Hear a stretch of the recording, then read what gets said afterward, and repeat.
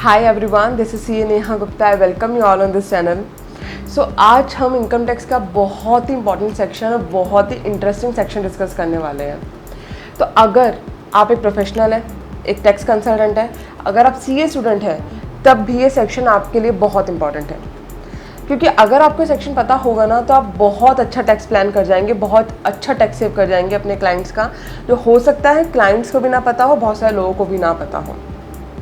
होता क्या है, इनकम टैक्स डिपार्टमेंट तो हमें सेक्शन दे देता है, टूल्स दे देता है कि ये तरीके है, टैक्स बचा लो अपना।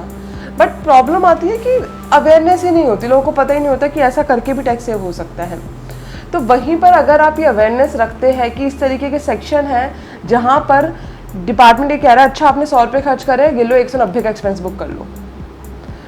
डिपार्टमेंट आपको ये कह रहा है आपने 100 रुपये खर्चा किया है, 190 का एक्सपेंस बुक करो, डबल, ऑलमोस्ट डबल, 90% ज़्यादा आपको डिपार्टमेंट बोल रहा है बुक कर लो। तो ऑब्वियसली ये हेल्पफुल तो होने ही वाला है, बहुत अच्छा टैक्स प्लान कर जाएंगे यहाँ पे। तो इसलिए आज हम लोग डिस्कस करने वाले हैं सेक्शन 80JJAA। बहुत ही बढ़िया सेक्शन है। जब मैंने सेक्शन पढ़ा था मुझे बहुत अच्छा लगा, तो मैंने बहुत सारे अपने क्लाइंट्स पे भी अप्लाई किया था। एंड आई नो मैं वीडियो बनाने में थोड़ा लेट हो गई, बट येस, देर आए दुरुस्त आए, एक कहावत है ना। बट उससे पहले आई नो कुछ लोग ये मेरी आगे वाली लाइन सुन के कुछ नेगेटिव रिमार्क कर सकते हैं, बट येस, मेरा कोई नेगेटिव इंटेंशन नहीं है।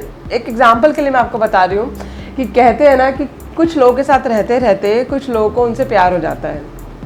तो इसी तरीके से प्रोफेशनल्स को इनकम टैक्स के पढ़ते पढ़ते इनकम टैक्स से प्यार हो जाता है, और वो सेक्शंस को पढ़ते हैं, फिर उसको अप्लाई करते हैं डिफरेंट तरीक़ों से, डिफरेंट क्लाइंट के टैक्स प्लानिंग में, टैक्स सेविंग में और उनको एडवाइजरी में। सो इसलिए प्रोफेशनल का बहुत बड़ा रोल है आपका टैक्स सेव करने में, आपकी फाइनेंशियल ग्रोथ में। तो चलिए without wasting much more time start करते हैं वीडियो, समझते हैं सेक्शन 80JJAA।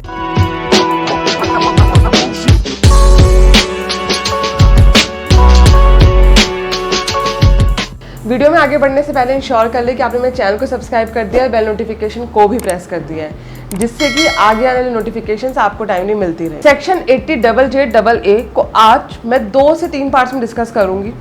ये सेक्शन अपने आप में बहुत बड़ा सेक्शन है, अगर हम इसके बारे में डिस्कशन करने लगे तो 1 घंटा कम से कम चाहिए हम लोगों को। तो इसलिए आई एम ट्राइंग कि मैं आपको इसमें पार्ट्स में वीडियोज़ दे सकूँ। तो आज का जो पार्ट है उसमें मैं 2 से 3 चीज़ें कवर कर रही हूँ। सबसे पहली इंपॉर्टेंट चीज़ कि सेक्शन 80JJAA किन किन पे एप्लीकेबल है और कब कब एप्लीकेबल है।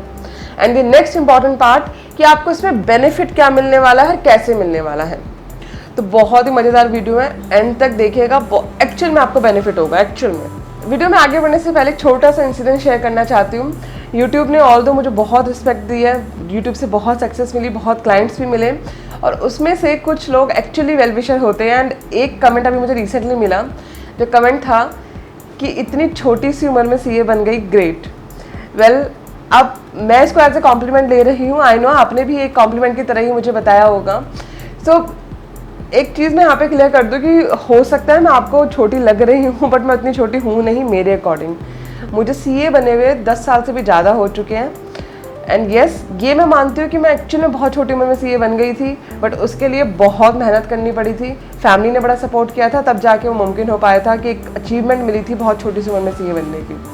बट येस, अभी मुझे 10 साल से ज़्यादा हो चुके हैं, मेरे एक्सपीरियंस 10 साल से ज़्यादा हो चुका है सीए बने हुए, तो इतनी भी छोटी नहीं हूँ मैं। But yes, I am taking it as a compliment. अगर मैं आपको छोटी लगती हूँ तो आई थिंक जो मैं मेहनत कर रही हूँ अपने लिए, अपने ऊपर या अपने आप को फिट रखने में, शायद सक्सेसफुल हो रही है। सो एनीवेज, अब सबसे पहले हम समझते हैं सेक्शन 80JJAA का बेनिफिट कौन कौन ले सकता है। स्क्रीन पे ध्यान दीजिएगा। वो एंटिटी जो कि बिजनेस कर रही है, जिसकी जीटीआई में बिजनेस इनकम है, वो उसको क्लेम कर सकती है। सबसे पहली condition. Second condition, tax audit applicable होना चाहिए। थर्ड इंपॉर्टेंट कंडीशन, आपके पास एडिशनल एम्प्लॉयज होने चाहिए, एडिशनल एम्प्लॉय कॉस्ट बियर होनी चाहिए। अब ये कैसे देखेंगे एडिशनल एम्प्लॉय कॉस्ट? सिंपल सा तरीका है, पिछले साल आपके जितने एम्प्लॉयज थे और जितना आपने उन पर खर्चा किया, और इस साल जो आपने नए एम्प्लॉयज हायर किया, आप उनके वेरिएशन को देखेंगे और उसी वेरिएशन पे आपको एक्स्ट्रा बेनिफिट मिलेगा। तो it means number of employees पिछले साल से आपके इस साल ज़्यादा होने चाहिए, तभी आप माना जाएगा कि आपने additional number of employees hire किए। बट इसमें भी आगे कुछ कंडीशंस हैं जो कि अगर पहली इन कंडीशन को सेटिस्फाई कर देती है, तब भी अगर इन कंडीशन में फॉल कर रही है तो वो इसका बेनिफिट नहीं ले सकती। सबसे पहली कंडीशन, अगर आप प्रोफेशन में हैं, आपकी रिसिप्ट प्रोफेशन से जनरेट हो रही है, जैसे कि हम लोग चार्ट अकाउंटेंट्स या फिर लॉयर्स या जो भी लोग प्रोफेशन में हैं, वो इस सेक्शन का बेनिफिट नहीं ले सकते। नेक्स्ट, अगर बिजनेस आपका स्प्लिटिंग अप, रिकंस्ट्रक्शन और एग्जिस्टिंग बिजनेस के थ्रू बन रहा है तो भी आप इसका बेनिफिट नहीं ले सकते। थर्ड, अगर बिजनेस एक्वायर हो रहा है by way of the transfer from any other person as a result of any business reorganisation, तब भी आप इसको क्लेम नहीं कर सकते। ट्रांसफर होने का मतलब, पहले कोई और कंपनी थी जो कोई और डायरेक्टर्स को रन कर रहे थे, बाद में आपने बिजनेस एक्वायर कर लिया, अब आप इसको रन कर रहे हो, तो इट मीन्स ट्रांसफर हुआ है, आप इसको नहीं क्लेम कर सकते। नेक्स्ट वेरी इंपॉर्टेंट पॉइंट, एक सीए को 10 DA आपका फाइल करना होगा, सीए सर्टिफाई करना होगा, तभी आप इस बेनिफिट को क्लेम कर सकते हैं। And next also very important point, आपके पास EPF रजिस्ट्रेशन होना चाहिए, आप अपने उन एम्प्लॉयज का PF काट रहे हो, ध्यान रखिएगा। नेक्स्ट हम समझते हैं कि हम कैलकुलेट कैसे करेंगे कि एडिशनल एम्प्लॉयज हमने हायर किए हैं नहीं। तो सबसे पहले तो एम्प्लॉयज की कंडीशन समझ लेते हैं। पहली इंपॉर्टेंट डेफिनेशन, एक एम्प्लॉय जिसका टोटल एमिलेंट 25,000 से कम है तभी वो इसको क्लेम कर सकते हैं। यानी कि आपके पास जो भी एम्प्लॉयज है उनकी, अगर आप एडिशनल कॉस्ट का बेनिफिट लेना चाहते हैं तो 25,000 से कम सैलरी होनी चाहिए। आपने जो नया एम्प्लॉय रखा है उसकी सैलरी 25,000 से कम हो, पहला इंपॉर्टेंट पॉइंट। दूसरा पॉइंट, PF जरूरी हो, PF आप उसका काट रहे हो। थर्ड इंपॉर्टेंट पॉइंट, उसने आपके साथ मिनिमम 240 डेज काम किया हो। और वहीं अगर आप मैन्युफैक्चरर्स हैं, अपैरल के, फुटवेयर के, लेदर प्रोडक्ट्स के, तो जो वो एडिशनल एम्प्लॉय है वो 150 डेज भी अगर काम कर रहा है तो मैनेज हो जाएगा, यानी कि आप तब भी क्लेम कर सकते हैं। 240 days for other conditions and 150 days for manufacture of apparel, footwear और leather products. Next important point, contractual employees, part time employees and casual workers इसके अंदर पार्टिसिपेट नहीं करेंगे। आई होप आपको सारी कंडीशंस क्लियर हो गई होगी। ध्यान रखिएगा कि अगर आपको एडिशनल कॉस्ट का बेनिफिट लेना है तो उसके लिए आपको नया एम्प्लॉय हायर करना जरूरी है, और अगर आप नया एम्प्लॉय हायर नहीं करते हैं तो आप नहीं ले सकते। सेकंड, उसके केस के अंदर आपको पेमेंट सिर्फ और सिर्फ ऑनलाइन ट्रांसफर या फिर अकाउंट पे चेक या फिर अकाउंट पे बैंक ड्राफ्ट ही होनी चाहिए, इट मीन्स डिजिटल पेमेंट ही होनी चाहिए, तभी आप इस सेक्शन का बेनिफिट को क्लेम कर सकते हैं। अब मेन पॉइंट आता है सेक्शन का बेनिफिट, तो बता दो, डिटेल्स डिस्कस कर ली। सेक्शन का बेनिफिट क्या है? सेक्शन का बेनिफिट ये है कि अगर आपने एडिशनल एम्प्लॉय रखे हैं तो उन एडिशनल एम्प्लॉय की कॉस्ट का 30% आप एक्स्ट्रा बेनिफिट ले सकते हैं।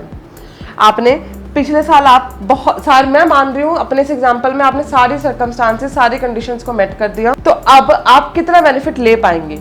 आप लेट्स से पिछले साल 10 लाख रुपए का खर्चा कर रहे थे एम्प्लॉयज के ऊपर, इस साल आपने नए एम्प्लॉयज हायर करे और आपने उन नए एम्प्लॉयज पे 10 लाख का और एक्स्ट्रा खर्चा किया, तो जो 10 लाख का आपने एक्स्ट्रा खर्चा किया है, अगर ये कंडीशंस मेट हो रही है, आप उन्हें 50,000 से कम सैलरी दे रहे हो, PF कार्ड, सारी कंडीशंस को मीट कर रहे हो, तो आप 30% का एडिशनल कॉस्ट बुक कर सकते हो अंडर सेक्शन 80JJAA।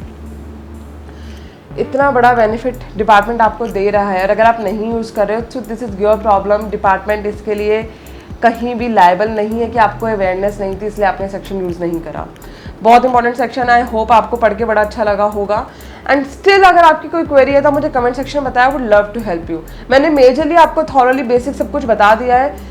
इसमें ऑब्वियसली बहुत सारी चीज़ें हम इमोलेमेंट्स में क्या क्या कवर करेंगे, 25,000 की सैलरी में क्या क्या कवर रहेगा, बेसिक DA, अगर हम उसे LTA दे रहे हैं तो क्या करना होगा। ऑब्वियसली आप क्वेरीज पूछ सकते हैं, जितना हो सकेगा I would try to answer you and I will try to make further videos on it.